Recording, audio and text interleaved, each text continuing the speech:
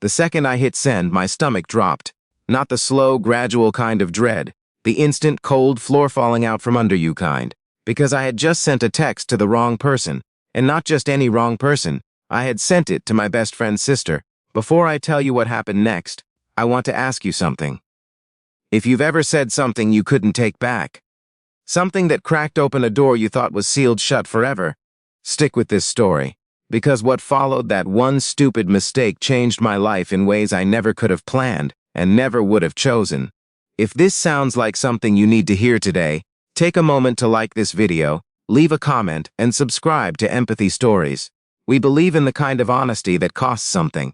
My name is Caleb Ward, and 3 years ago I was 24 years old, working a mid-level IT support job in Charlotte, North Carolina, living in a one-bedroom apartment with a broken dishwasher and the same worn-out couch I'd had since college. My life wasn't bad. It just wasn't much of anything yet. I was the kind of guy who showed up on time, kept his head down, and told himself that clarity would eventually arrive on its own if he just waited long enough. My best friend since freshman year of college was a guy named Patrick Holt. We met in an intro economics class where neither of us paid attention, spent the semester passing notes and making each other laugh, and somehow walked out of that class with a friendship that had lasted 6 years by the time this story begins. Patrick was the kind of person who made everything feel lighter. He had this easy confidence, not arrogance, just the particular calm of someone who genuinely liked who he was.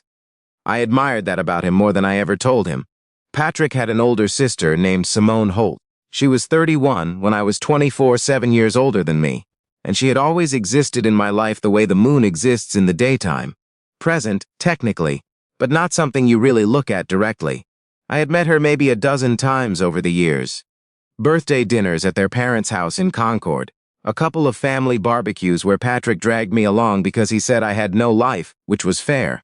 A graduation party where she'd shown up late, still in work clothes, carrying a bottle of wine and laughing about the traffic on I-85. She was a pediatric occupational therapist. She had dark hair she almost always wore pulled back, and this habit of asking people follow-up questions that made you feel like she was genuinely paying attention. Not in a performative way. In the quiet way of someone who actually cared about the answer. I had always thought she was interesting. The way you think a book looks interesting when you walk past it on a shelf. You notice it. You don't stop walking. At least, that's what I told myself. The text I sent that night was meant for my college friend Devin. Devin and I had been in a group chat that week talking about a woman I had been on 3 dates with, a woman I was starting to feel something real for, or thought I was. Her name was Alicia, and she was smart and funny and laughed at all the right moments, but something had been nagging at me that I couldn't put into words. Devin had been pushing me to figure out what the problem was.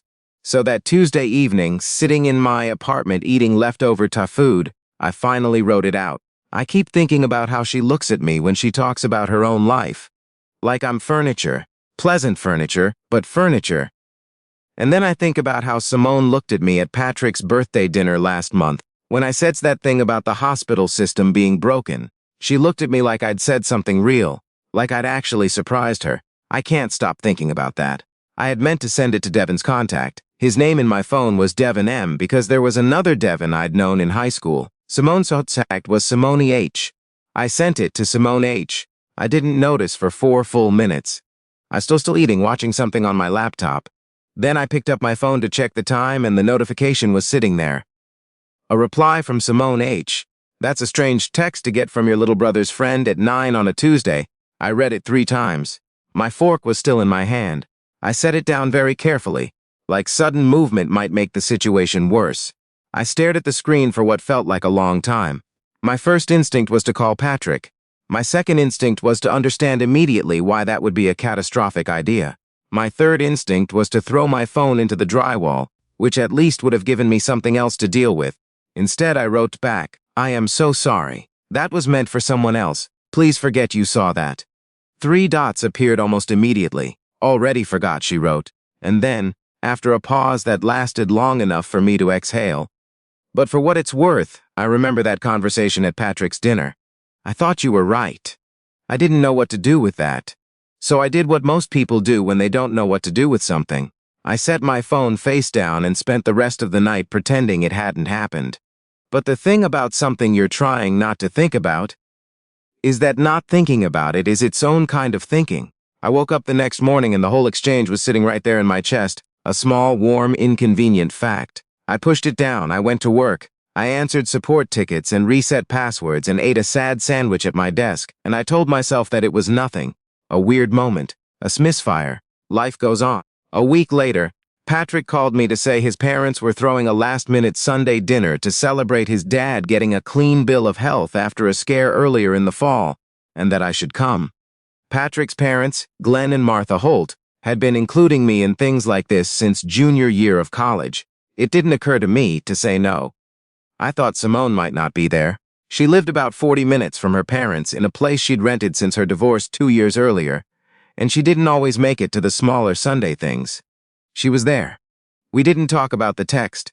We didn't address it at all, actually.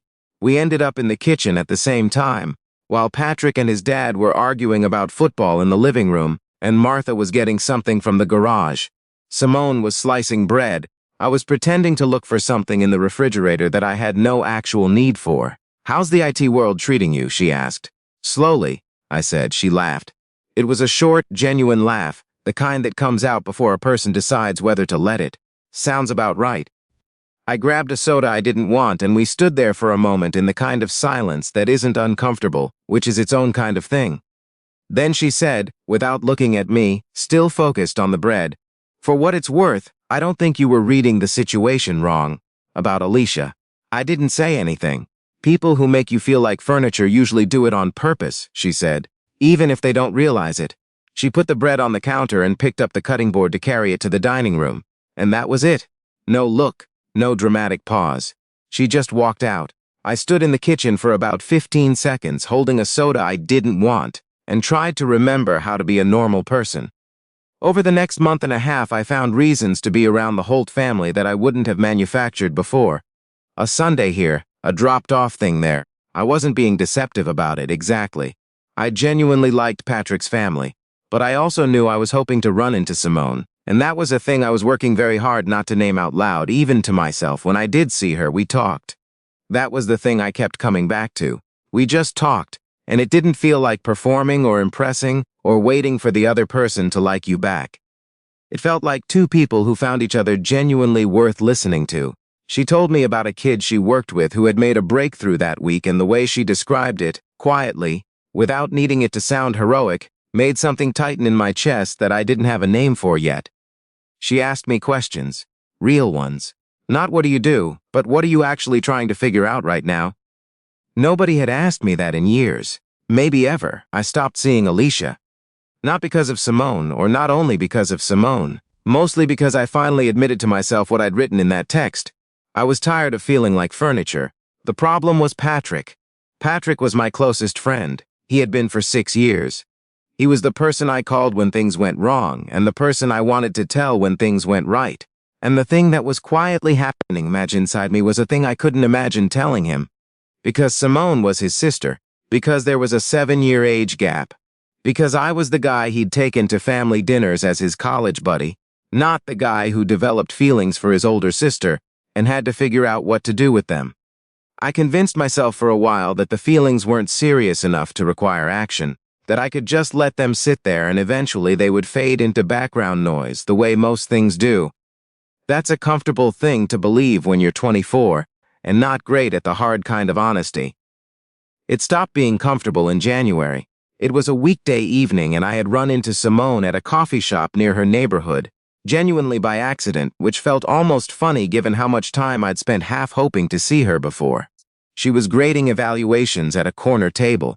I had stopped in to grab something to drink on my way back from a client visit. We ended up talking for 2 hours. I missed a phone call from my mom. The coffee I ordered went cold. At some point, she said something that I've thought about a lot since then. She said, "I spent a long time being really careful. Careful about what I let myself feel.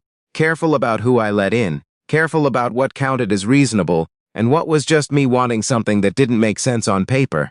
I'm not sure careful ever got me anywhere." She wasn't talking about me. She was talking about her marriage, about the way it had ended, about the years before it ended when she had tried to make something work by being strategic about her own heart. but I heard it the way you hear something that's meant for you even when it isn't.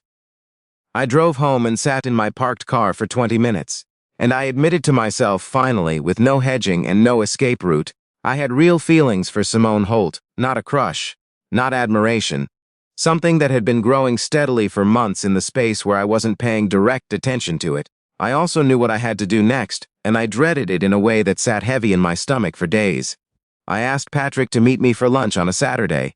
We went to a burger place we'd been going to since college, one of those old spots with checkered tablecloths and a TV in the corner always playing ESPN. It felt wrong to have this conversation somewhere new.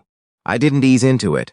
I told him I needed to say something difficult, that I respected him and our friendship more than almost anything, and that what I was about to say was going to be strange and possibly unwelcome.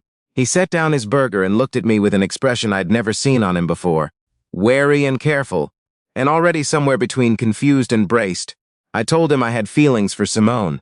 The silence that followed was one of the longest of my life, not because he yelled or walked out, because he didn't do anything. He just looked at me and I could watch him processing it in real time, the way you can see someone working through the stages of a difficult thing right behind their eyes. Finally, he said, "How long?" "A few months," I said. Honestly, maybe longer, but I didn't understand it until recently. He picked up a French fry and then put it down without eating it. "She's 7 years older than you." "I know. You're my age." "I know." He was quiet for another long moment. "Does she know?" "No," I said. "I wanted to talk to you first." That landed differently than I expected. I watched something shift in his face, something small but real. He didn't say anything for a while. Then he said, "I don't know what to do with this, man. I don't know if I'm supposed to be weird about it or not."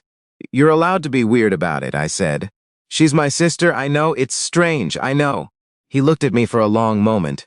"Are you serious about this? Like, actually serious? Or is this a thing you're confused about?" "I'm serious," I said. "I wouldn't be sitting here if I wasn't." He nodded slowly. He picked up the French fry again, and this time he ate it. "I need to think about it," he said. "I'm not going to pretend it doesn't feel weird. It feels really weird. But I don't know. Let me think." We finished lunch, and he paid for his half, and I paid for mine, and we walked out to the parking lot, and he said, "I'll call you," in a way that meant it might be a while. It was 3 weeks. 3 weeks where I didn't reach out to Simone and barely heard from Patrick and tried to go about my regular life with this unresolved thing hanging in the air around everything I did. I went to work. I went to the gym. I called my parents on Sunday nights and talked about nothing in particular. I ate a lot of meals alone and thought about how strange it is, the way something you want can make ordinary life feel slightly off color, like wearing glasses that aren't quite your prescription. Simone texted me once during that time, asking if I was all right because she'd heard from Patrick that I seemed quiet lately. I wrote back that I was fine, just sorting through some things. She said okay and left it at that. She was good at not pushing. It was one of the things I'd noticed about her. Patrick called on a Thursday night. His voice sounded different than the lunch, less guarded. "To Simone," he said. My heart did something strange. "Okay, not about the feelings thing, just in general. We had dinner at Mom and Dad's last week." He paused. "She talked about you, not like romantically. She just mentioned you a few times. Naturally, the way you mention someone who's been on your mind." I waited. "I've been thinking about it," he said. "And I'm not going to lie to you, it still feels weird to me. Probably always will, a little. But I love my sister. She's been through a hard couple of years. She doesn't let people in easily. You know I've always respected you." "I know," I said. "If you hurt her, I will never forgive you. And I don't mean that as a joke. I know. And it's going to be weird for me for a while. You have to be okay with that." "I'm okay with that." He exhaled. "Okay, then do what you're going to do. But Caleb, be careful with her. She's had enough of being careful herself." He hung up before I could answer. I sat with the phone in my hand for a long time in my quiet apartment, with the broken dishwasher and the old couch, and felt something I hadn't felt in years. Not happiness exactly. Something steadier than that. Like standing on ground that had just become solid. I texted Simonson 2 days later. I asked if she wanted to get coffee, the real kind, not accidentally. I told her I had something I wanted to say, and that she was allowed to tell me to forget it if she needed to. She replied in under a minute. "When?" "We met on a Saturday afternoon at a place in Noda, the kind of neighborhood where the buildings are painted, and there's always someone walking a dog with an unusual name. We sat outside. It was cold enough for jackets. She had a latte, and I had a black coffee, and I told her, without the kind of elaborate buildup that makes things heavier than they need to be, that I had developed real feelings for her, that I understood every reason those feelings were complicated, and that I wasn't asking her for anything except to be honest with me in long moment. Not the unreadable look from other times. Readable, actually. Careful but readable. You talked to Patrick, she said. Yes, how did it go? Badly and then okay. She almost smiled. Yeah, that sounds like him. I'm 31. You're 24. Yes, people will have opinions. People always have opinions, I said.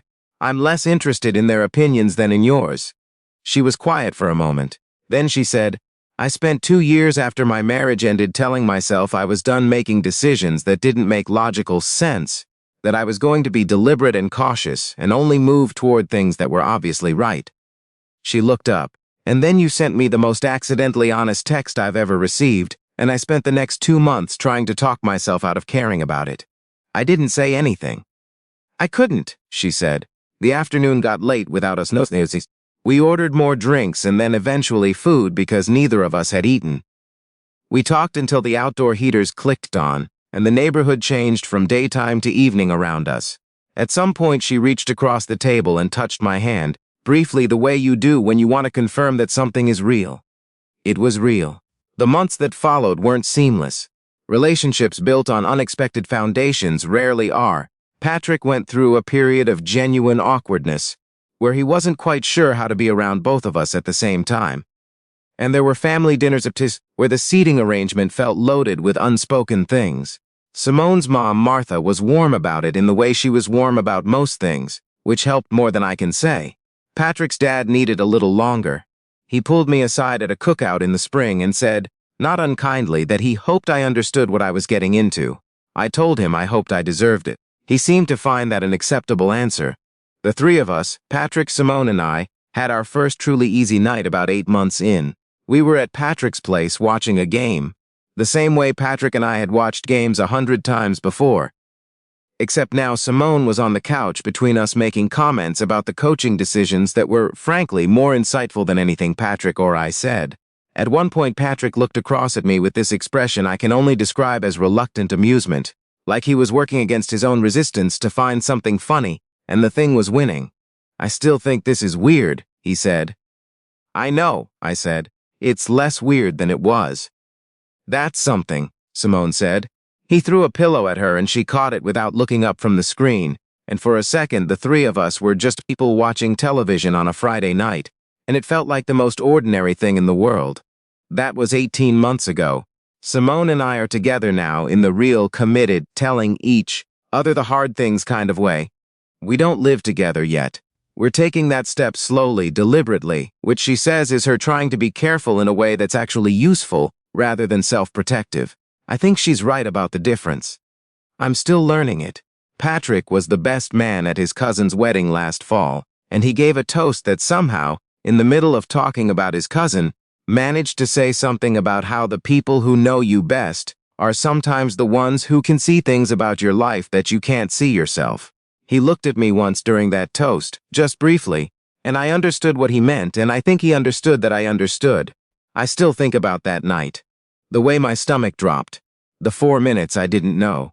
The reply waiting for me on my phone in my quiet apartment, next to an empty takeout container, next to a couch I'd been meaning to replace for 2 years. Sometimes the biggest doors in your life don't announce themselves. They just open, quietly, in the middle of a Tuesday, because you weren't paying close enough attention to what you were sending. And if this story stayed with you, if you've ever had a moment where a mistake led somewhere you needed to go, leave the word unexpected in the comments, because some of the most important things that ever happened to us are the things we never meant to start. Like this video, share it with someone who believes in second chances and honest mistakes, and subscribe to Empathy Stories. We'll be here for the ones that matter.